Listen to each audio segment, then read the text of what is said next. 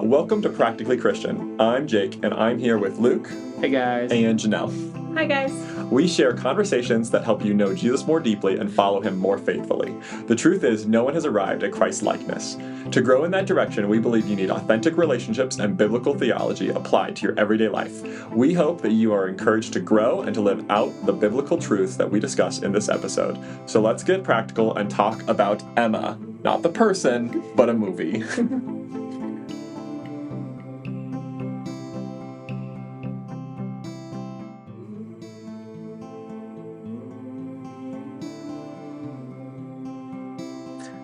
All right, well, welcome back.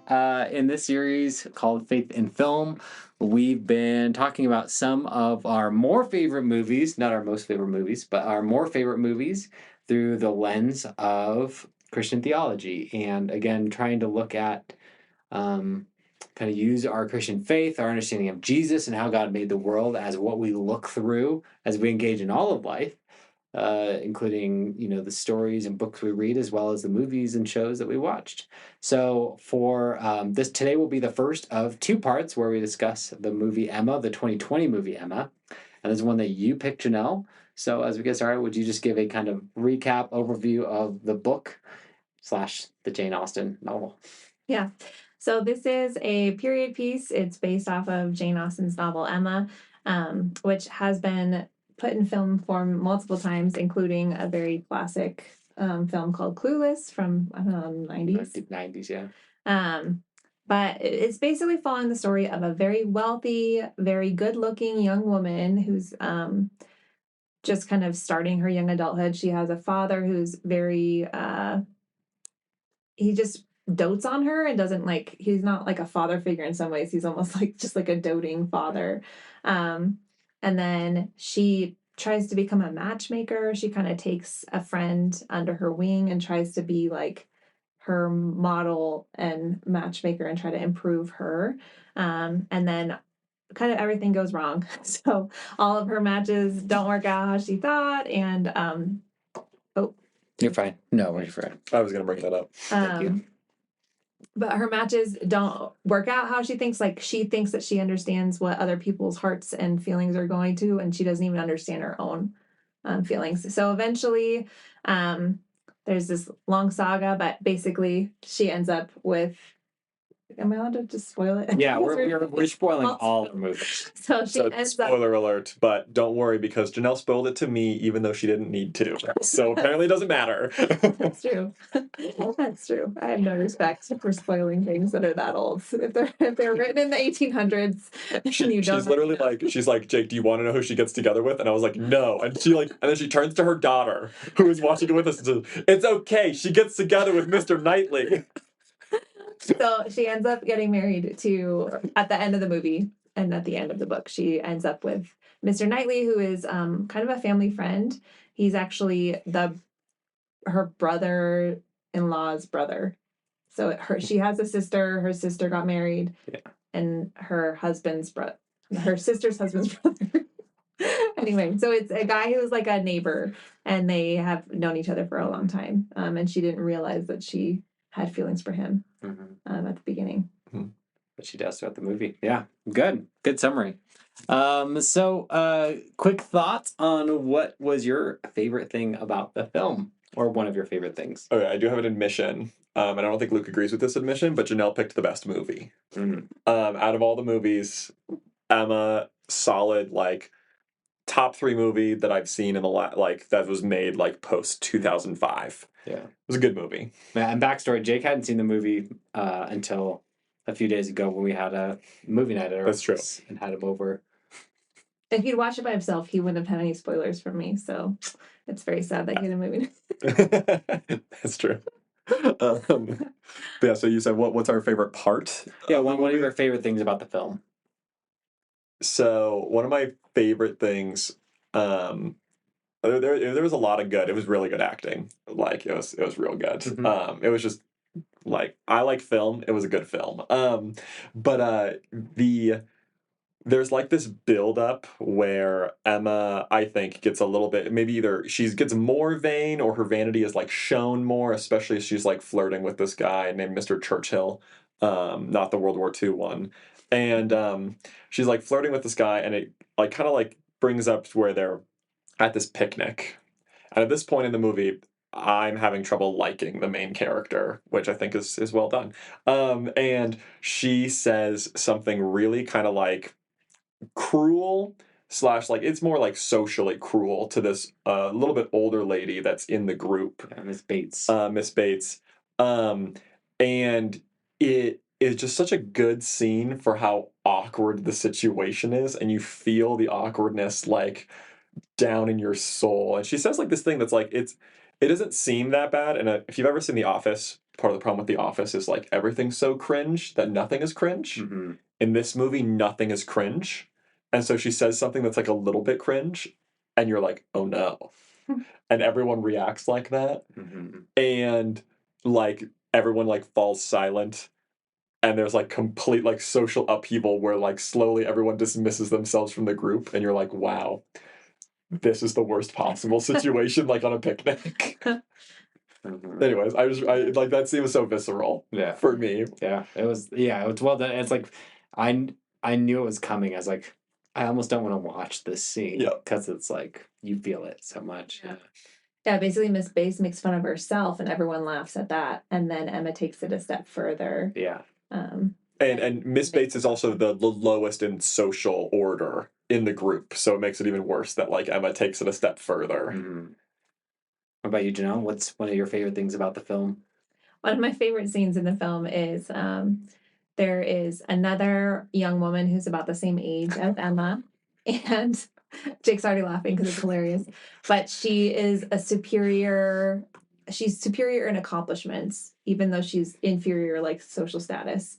So there's this scene where Emma finishes playing a song and singing, which was a very common way of like entertaining when you're in like a party situation. They didn't have TVs or other things that would be going on, like music playing, so people were better at instruments and stuff. So she like plays and sings, and you can tell she's like proud of herself, and she sits down, and Jane is, even in passing, like Jane's going to the piano, and she's like, oh, it's too bad that you didn't bring your music with you. And she's like, well, I hope I recollect the tune. And then Jane is like super good at piano and like just like blows everyone's minds with her super skill. So it's like she goes from being like, I'm so good at this, look how good I am, and then actually the best part is her little friend basically is like, no one in the world plays like you. And then right after like, that, Jane immediately like starts playing like she's like a professional, like who gets paid to play. Yeah. And I also love that scene because at the end, like Jane like smiles, like because she loves piano. Like she just literally, like it's just, she loves it. And so no wonder she plays and practices and is so good at it. It's like a passion for her. It's not about being better. It's just about she wasn't trying to show off. She wasn't trying to like one up Emma and mean like, she's not like, ha ha, look at me, I'm so much better than you. Like she just genuinely loves it, and that shines through. There's a one-sided like competition that's going between Emma and Jane, and I'm not sure Jane knows that it exists. Yeah. Yeah. One of my favorite things about the film is the dad, played by, I think, Bill Nye or Bill Nye. I don't know how you say it. Not the science guy. Yeah.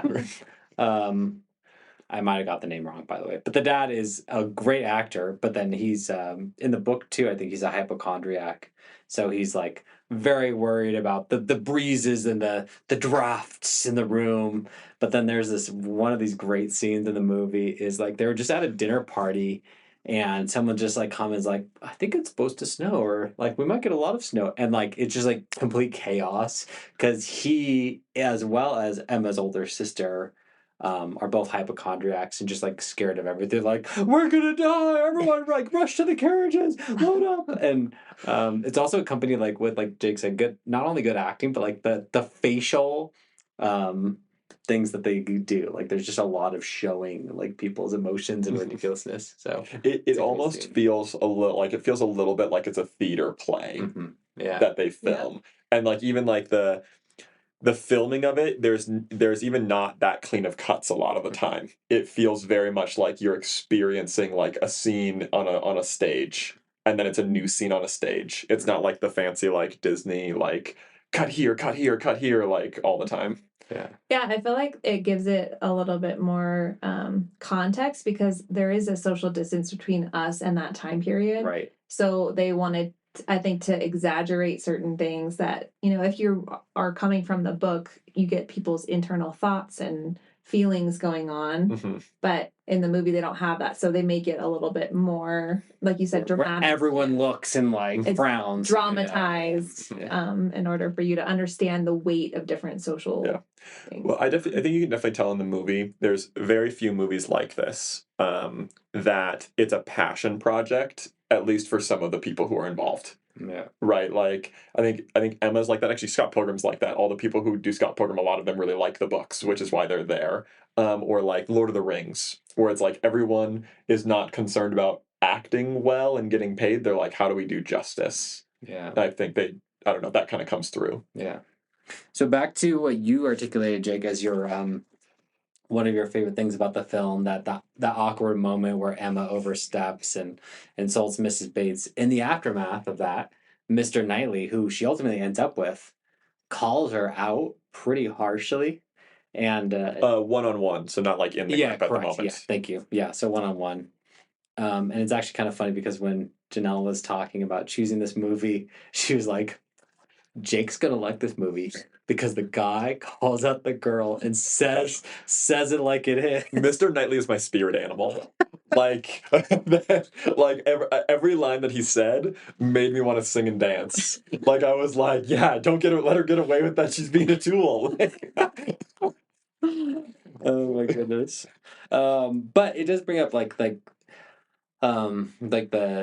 love can sometimes look and mean like saying a hard truth to someone and calling them out, not because you're being mean or a jerk, but because you want what's good for them, and what's good for them is to be corrected and to kind of hold up the mirror to them. So like Proverbs 27:6 says, faithful are the wounds of a friend, and it's talking about this concept of like a friend loves you enough to wound you when you kind of need that correction. So first of all, let's just talk about like, why is it hard to do that? Why is it difficult to do that with friends and people we care about, to call them out?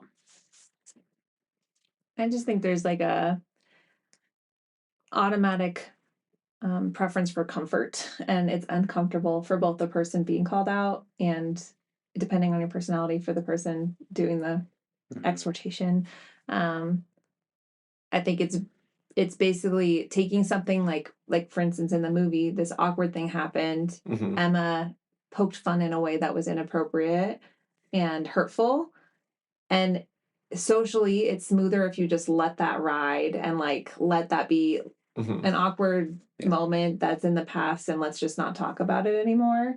But I think in the movie it shows like Knightley cares about Emma, and it shows like right before he goes and talks to her, you could see him like deliberating, should I even go talk to her about it? He's like kind of like, no, I love her, or like I care about her, and I'm going to go tell her that she was wrong and bring it to her attention that she was way out of bounds with what she did.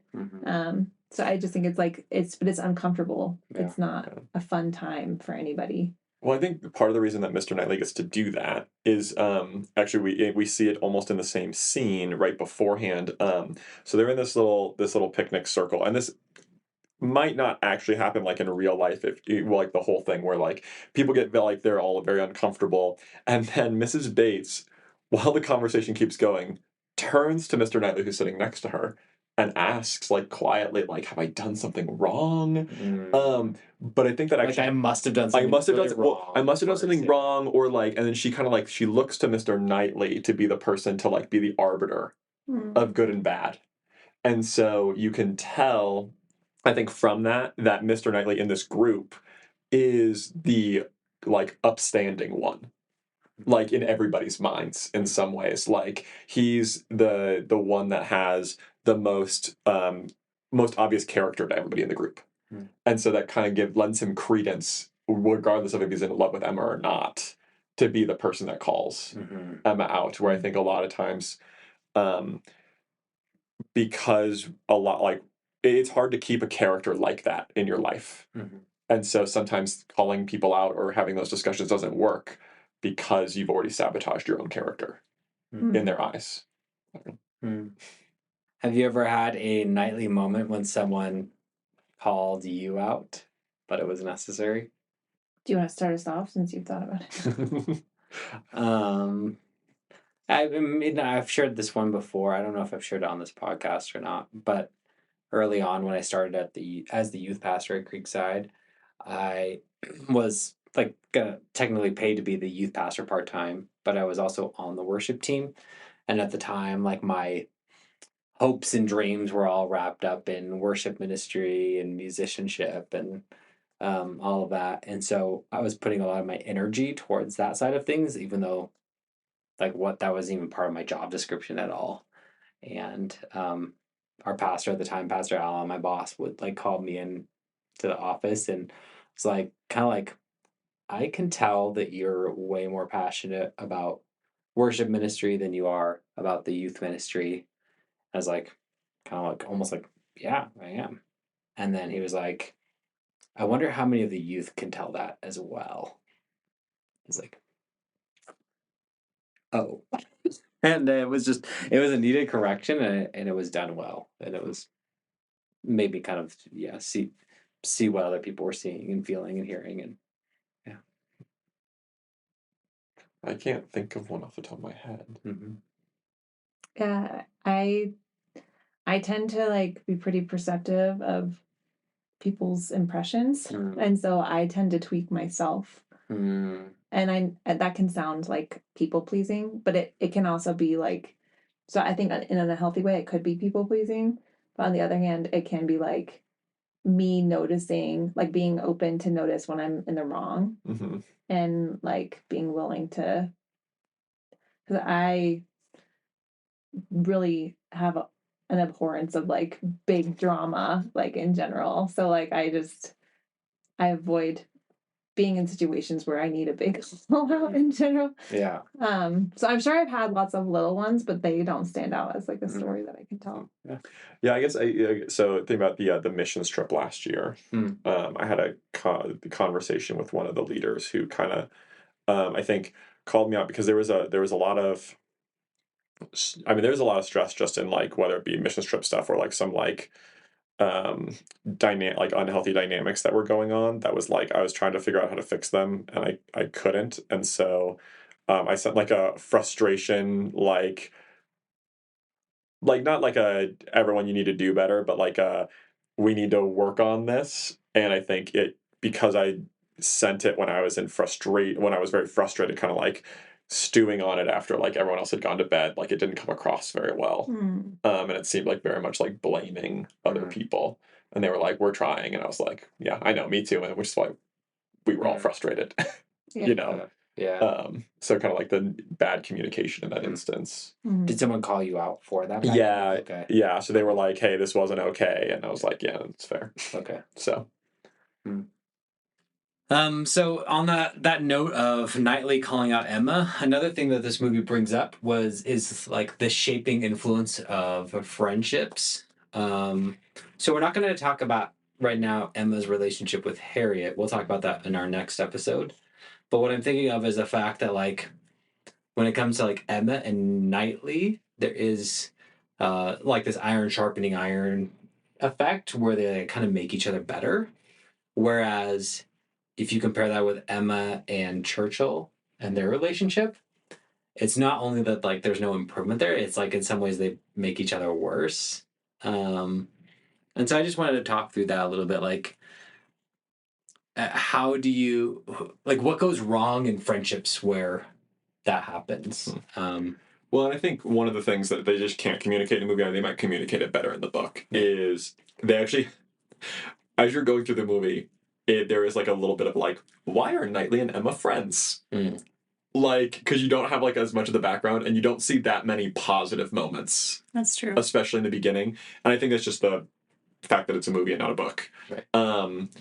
But I think in some sense, number one, you see Knightley kind of like, I don't know if the word corrects or chides or kind of like even calls out some of the more minor things that Emma does that are like going to lead towards more unhealth or like are not entirely like great or healthy to like healthy ways to think, especially in some places where Emma is like not intentionally poisoning Harriet's mind against like this relationship that she should have, right?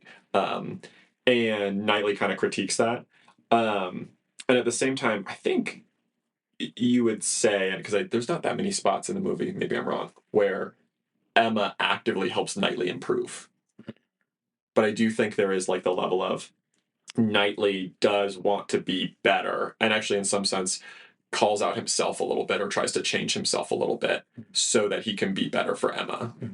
But I don't know. Yeah. There's not in the movie. There's not a lot of spots. The only one that comes to mind is when they one of the characters wants to basically see Mr. Knightley's property, and in the I don't know if this is because my book and movie remembrance is a little bit rough, but I remember Emma like almost pokes fun at Knightley's like non-social habits of like not inviting people over. She's like, oh, he wouldn't want anyone to come over because everything's shut up all the time. Like he has, and like literally in some of the scenes you see, there's like drape things over all the furniture to keep them from getting dusty because he doesn't open his house. Like it's almost like he just lives there but doesn't host. And then he's like, no, I'll open my home and you can come. So almost like an antagonistic form of an antagonistic form of like criticism or like I see this about you and I and then he immediately corrects it and invites a big party to come over. It's kind of nice, and this kind of goes back to the last question about like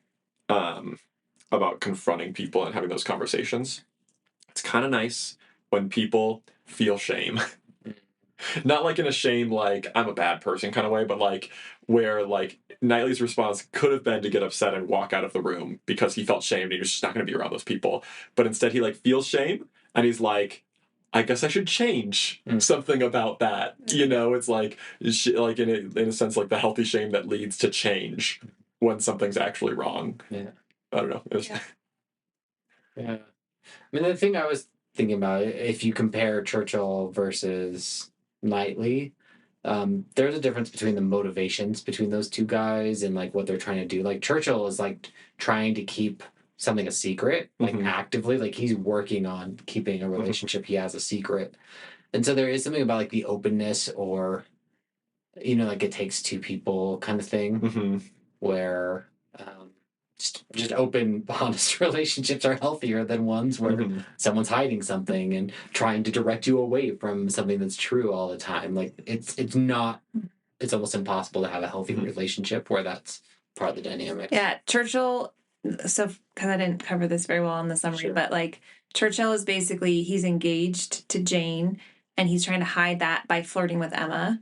But he also doesn't want to like make her fall in love with him. Yeah. So he's trying to make everyone think, "Ooh, Emma and Churchill are a thing," when they're not. And he's also trying not to get Emma to attach her heart to him. No. So he's like flirtatious and kind of like surfacey, if that makes sense. Where all these obvious signs of flirtation are there, but he's not actually flirting in the way that almost anyone else flirts, where they're actually interested in getting the attention back. They just want to project the image. Yeah, I guess there is a point where Knightley helps someone, Harriet, at the ball that's going on. I think that's actually quite related to like his relationship with Emma in that instance, where I think Knightley has the tendency to be a little bit more reclusive and like not like self-focused, but not focused on other people's good necessarily.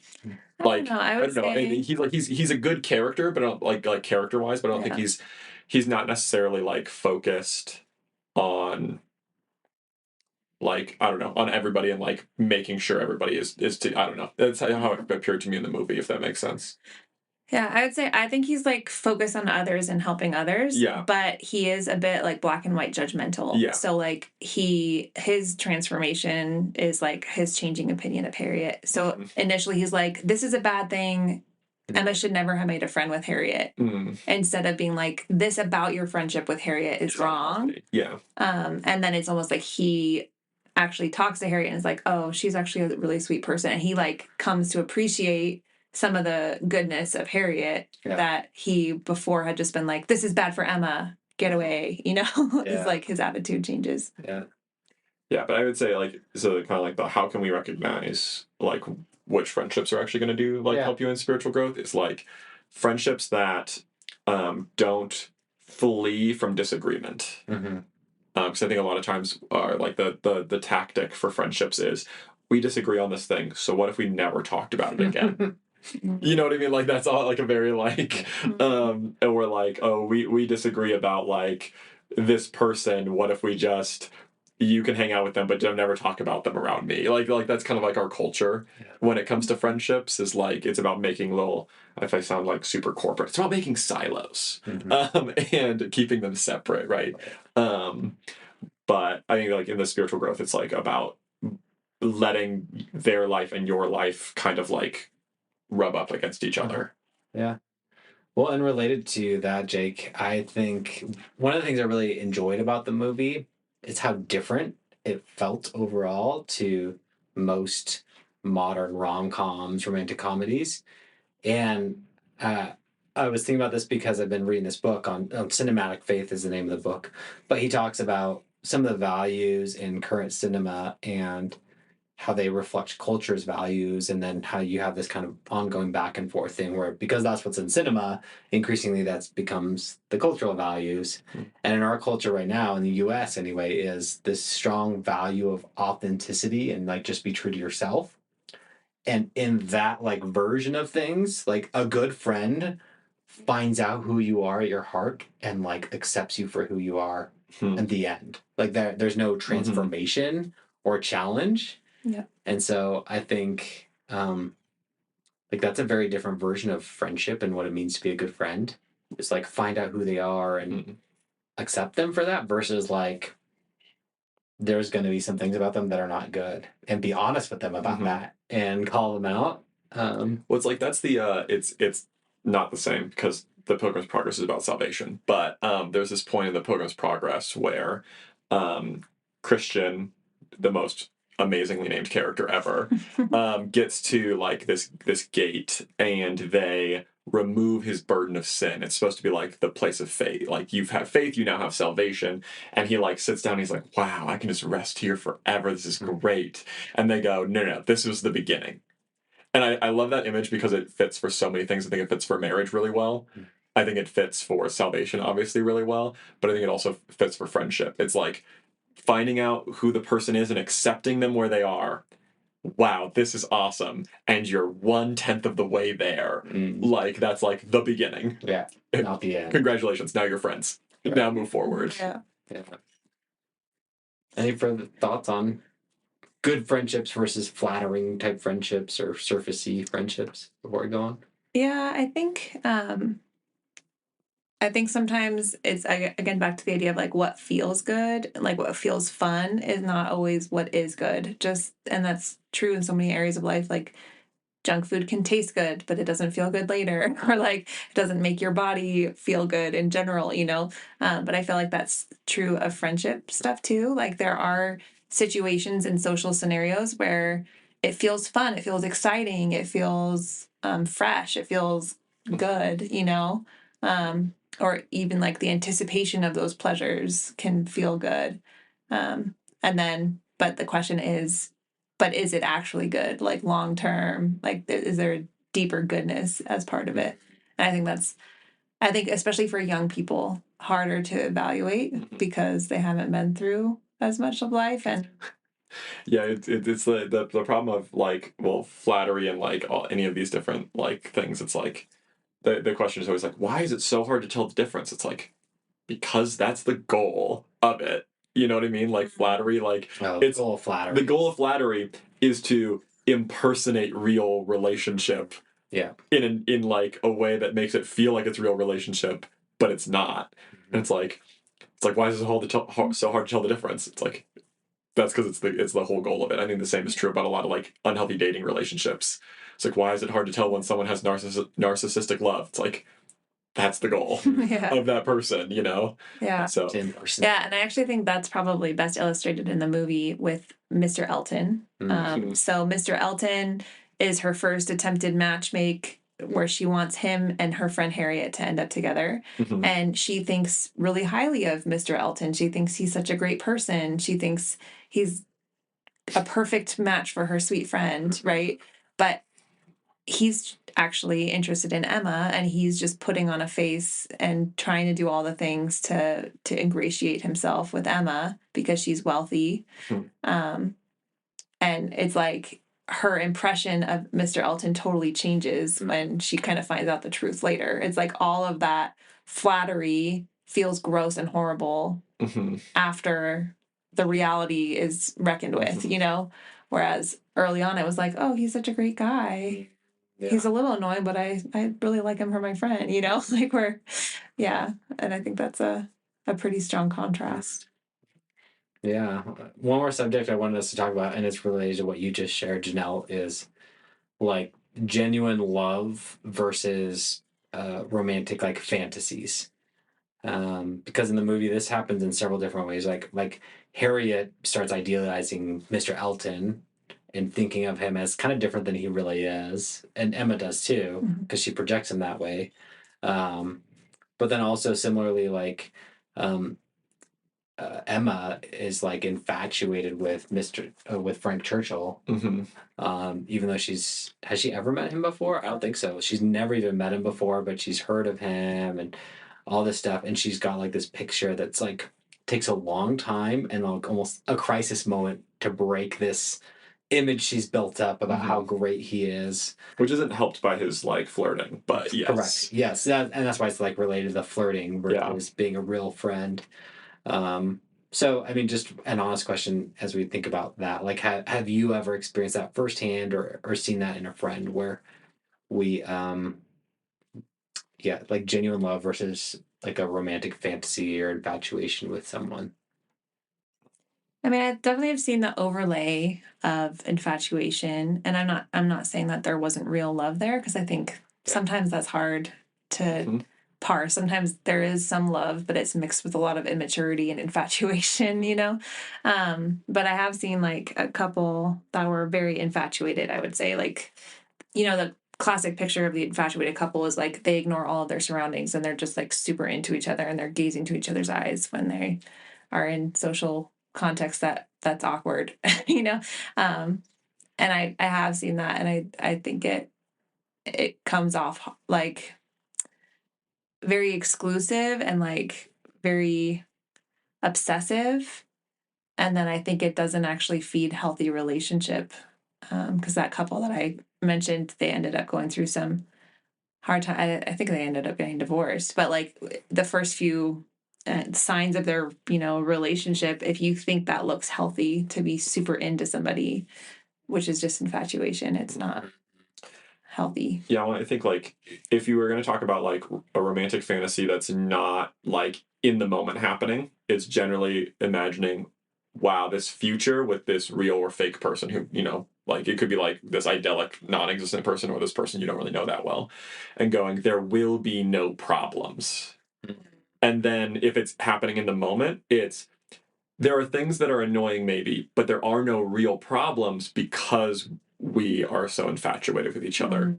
As opposed to like if you're in a real like loving relationship, you don't ignore the fact that problems exist. Because of love, you work through the problems that exist because of love. Whereas like you'd see like you know, I think a really obvious like romantic fantasy or like even like in the moment thing be like, well, yeah, they do this and it's really annoying, and then the person going, yeah, but it doesn't really matter because of our relationship. It's like, hey, like they never like whether it's like a guy or a girl, like they never want you to hang out with your friends. And it's like, yeah, but it's because they love me so much. It's like that's probably like looking past the negatives because of the positives instead of working through them. Yeah, a phrase I heard, I don't remember where I heard this, but I was talking about like when you're dating and engaged, you should have both eyes opened. And then once you're married, you should close one eye.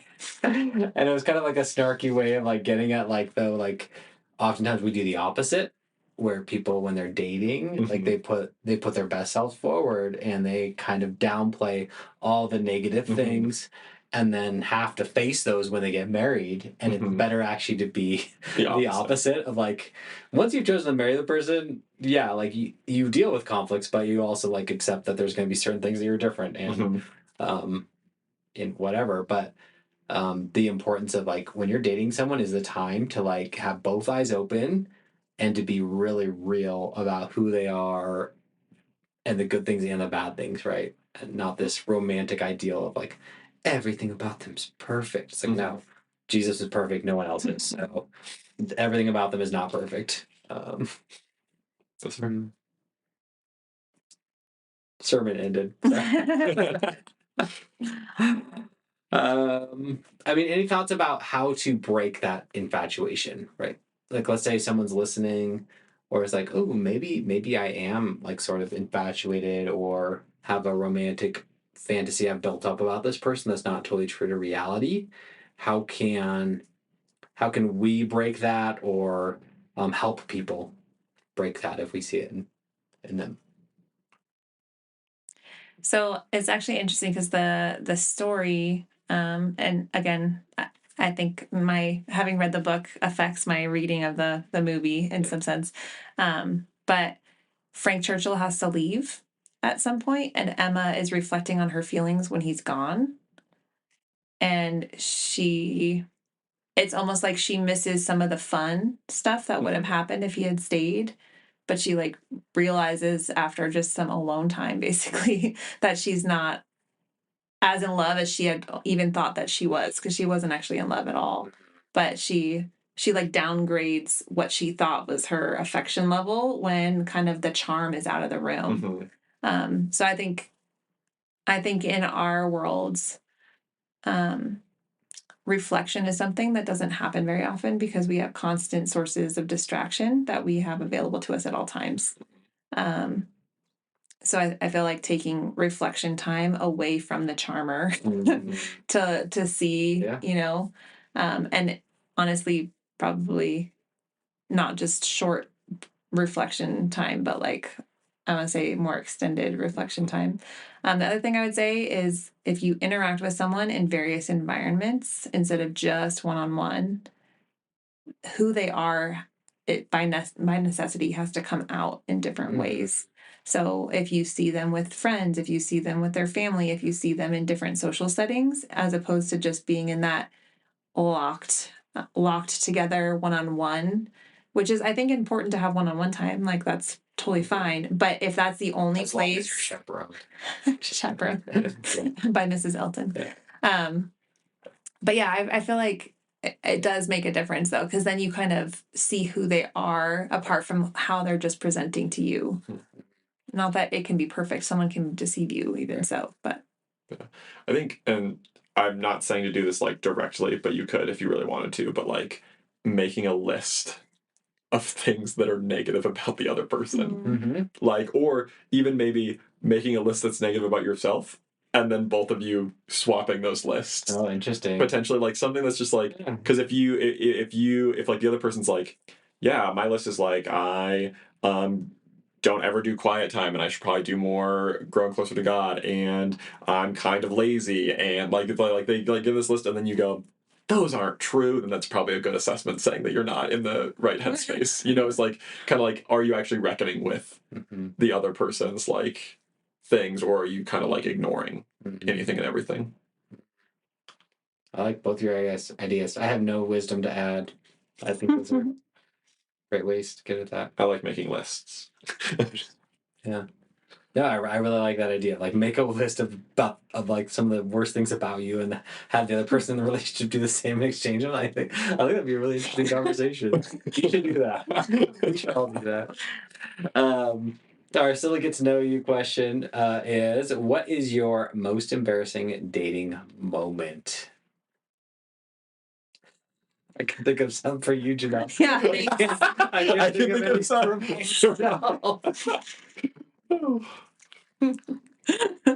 Look in your mirror before you look at me. Let's hear it, Jake. Lead us out. I have to go first. I have not dated very much, so I don't actually have like a one that I can think of as like a dating one. one that I have that's actually about when I was asking someone out. I had been like hanging out with someone, and they worked at a mall, and so I went, and we like actually like we had like lunch on their lunch break, and then I asked them out, and they said no, and I was like, and I like when I get like emotional embarrassed or emotional sad, like I lose like my critical, like I lose my critical thinking, and so like we like part, and I like go outside, and I cannot find my car. And my car does not have one of the beeper things. It's just at the time, a silver Camry at the mall.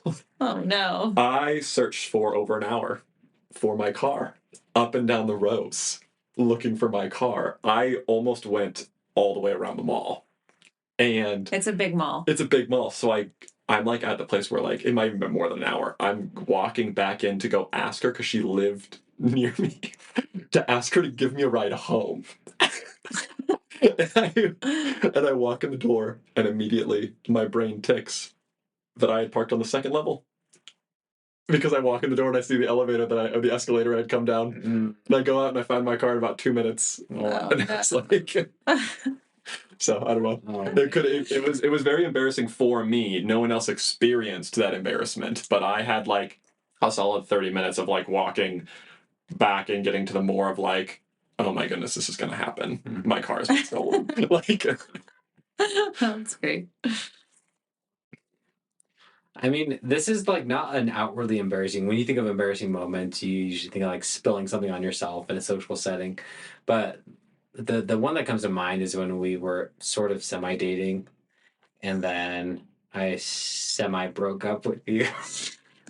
Because we had this awkward visit when we were both abroad in different places, and I had like this idea that like if I'm not 100% sure I'm going to marry her, then I shouldn't be dating her, which is kind of ridiculous because you usually date someone to figure that out. But anyway, we had this awkward visit, and I think I was like more emotion driven than I realized. Like I think I was feeling the awkwardness and the discomfort of that. So this is pre-modern phone days, so I had to email Janelle to break up with her. Because we were both abroad and we didn't have phones. Yeah, Janelle was in England, I was in Spain, and like I was braced for like I don't know what I was braced for, but for you to respond in an unhealthy way because I had been in relationships with unhealthy girls before, and Janelle responded like super maturely, like, "Well, like that stinks. Like I like you, but like you can't like make yourself, like someone if that's how it is, okay? And like let's be friends still and then move on kind of thing." And I was like so impressed by Janelle's maturity that immediately my feelings for her started coming back. And I was like even telling that story now, like I'm a little embarrassed about like, wow, like I was so emotion driven of like, this felt awkward, so I'm gonna break up with you. Wow, you're so mature. I'm interested in you again, like within 2 days from each other. So that's one of the more embarrassing things about our relationship. Janelle, So as context, Janelle and Luke and another couple from our church did like an interview about dating last night at youth group, and one of the questions that almost got asked but didn't get asked was, what is your most embarrassing dating moment? And Janelle turned red thinking about having to talk about this moment, but I don't even know what it is, and I'm very excited to hear I'm not about going to it. be sharing it on the podcast today. Maybe we'll tell you afterwards. So we're talking about being open to know. I will tell you an awkward moment that's related to dating. So there was, this was not with Luke. I'll leave you out of it. This is when I was in high school. One of my brother's friends was interested in me, and I didn't know my brother's friend. Like they were friends at school when we did not interact with each other. So it was like a guy I didn't even know, basically, even though he was my brother's friend. But I think my brother would talk about me sometimes, and he was interested in me. So he was like more observant of me than I was of him, kind of thing. So I honestly did not know this guy's name. I was in the lunchroom eating with my friends, and I had literally just taken a huge bite of a sandwich. So I was like, oh. And then he was like, "Hi, Janelle, how about dinner or movie?" He said it so fast. Like it was literally like a blur of words. I didn't understand what he said. And I was like, what? With my sandwich bite. And he was like, hi, Janelle. How about dinner and a movie? And I was like, no. Like with the sandwich still in my mouth. And then he was like, okay. And he like ran away basically. But I was so embarrassed because it was in front of all my friends. I didn't even know what the guy's name was. I like was not like when he first addressed me, I didn't even think he was asking me out because I didn't. Why would you ask people out in front of their friends? Like, that's just awkward. Don't do that. Dating advice for future high school students who want to ask people out. But yeah, I felt super awkward, even though he probably felt worse. But I felt pretty horrible. Oh, fun. Wow. Wow. Thanks for that. Sorry. Good dating advice. Good dating advice. We're gonna close in prayer in a moment. We have one more episode. In 2 weeks, we'll get together and talk about our final faith in film and talk about Emma playing matchmaker. Is it ever appropriate to play matchmaker? As well as we'll discuss what is your least favorite thing about the movie and some other questions and issues. So it'll be great. Let me pray for us and we'll be done. God, thank you for film and movies and stories. God, I pray for each of us, whether we're married or interested in being married or looking or just trying to be a good friend to those around us. Would you help us grow in genuine love and care and engaging with others with both eyes opened and becoming the kind of people who are willing to say the hard thing out of a place of love. We ask these things in your name, Jesus. Amen.